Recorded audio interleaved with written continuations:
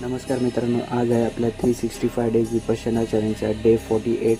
सकाळी उठून मी माझ्या दिवसाची सुरुवात केली आणि रोजच्याप्रमाणे पहिले ब्रश करायला आणि तोंड धुवायला गेलो। तोंड धुवून ब्रश करून झाल्याच्यानंतर माझं आसन वगैरे सेट केलं आणि मेडिटेशन करायला सुरुवात केली। मेडिटेशन करून झाल्याच्यानंतर मला आज जरा उठायला लेट झाल्यामुळे एक अर्धा तास स्किपिंग रोप म्हणजे माझा मॉर्निंगचा लाईट कार्डिओ वगैरे केला आणि त्याच्यानंतर मी अंघोळीला वगैरे गेलो। अंघोळ वगैरे करून झाल्याच्यानंतर मी माझ्या मॉर्निंग रुटीनप्रमाणे देवबत्ती करायला सुरुवात केली।